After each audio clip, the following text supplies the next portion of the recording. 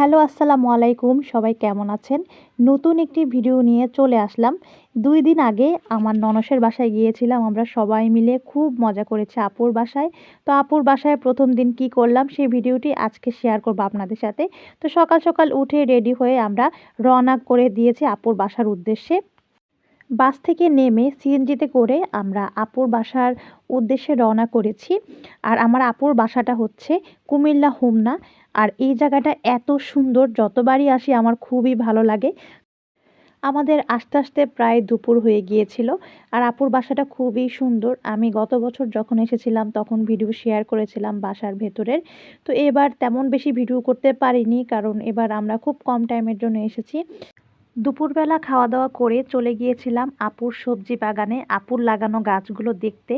এত এত সুন্দর, আসলে গ্রামে আসলে টাটকা শাকসবজি এরকম গাছে ধরে থাকতে দেখতে এত ভালো লাগে। আয়ান তো দেখে খুবই খুশি। আসলে গ্রামে আসলে এরকম টাটকা টাটকা শাকসবজি খাওয়ার মজাই কিন্তু অন্যরকম। আর এরকম গাছে ধরে থাকতে দেখতে খুবই ভালো লাগে।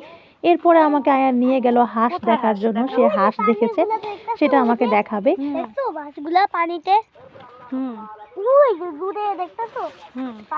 এরপরে আয়ান আমার জন্য ফুল নিয়ে আসলো। আমি তো দেখে পুরাই অবাক। এগুলো হচ্ছে কচুরিপানার ফুল, আপনারা অবশ্যই চিনবেন। আর এই ফুলের কালারটা আমার খুবই পছন্দ, সে জানে। হঠাৎ করে এসে আমাকে ফুলগুলো দিল। আমার তো দেখে খুবই ভালো লেগেছে। সে খুব কষ্ট করে ফুলগুলো ছিঁড়ে আমার জন্য এনেছে। পছন্দের এটা কালারের দেখে আমার কাছে খুবই ভালো থ্যাংক ইউ লেগেছে। বাবা, খুব সুন্দর হয়েছে ফুলটা, ঠিক তোমার মতোই সুন্দর। এরপরে আমরা চলে গেলাম আপুর লেবু গাছের কাছে। কি সুন্দর করে লেবু ধরেছে, দেখতে খুব ভালো লাগছে। এখানে আরও বিভিন্ন সবজির গাছ ছিল, পেঁপে গাছ ছিল, শিম গাছ ছিল, লেবু গাছ, এছাড়া আরও অন্যান্য গাছ ছিল। আপুর সবজি বাগানটা আসলে খুব সুন্দর। এরপর আয়ান চলে গিয়েছিল গরুর গোয়ালের কাছে। সে তো গরু দেখে খুবই খুশি, কিন্তু আমার কাছে ভয় লাগছিল। গরু যদি গুঁতা দেয়, আমি তাকে বারবার নিষেধ করছিলাম যেতে। সে তো অনেক খুশি। এরপরে আমরা বিকেলবেলায় পুরো গ্রামটা একটু ঘুরে ঘুরে দেখছিলাম, ভালো লাগছিল, যদিও খুব ঠান্ডা ছিল। আর এখানে আমি একটা রিলস বানাচ্ছিলাম। রিলসটা আমি শেয়ার করেছিলাম আপনাদের সাথে। আপুর বাসাটা বাইরের থেকে দেখতে খুবই সুন্দর, যেমন ভিতরে সুন্দর তেমন বাইরের থেকে দেখতে খুবই সুন্দর। আপুর বাসার সামনে খুব সুন্দর একটা পুকুর আছে।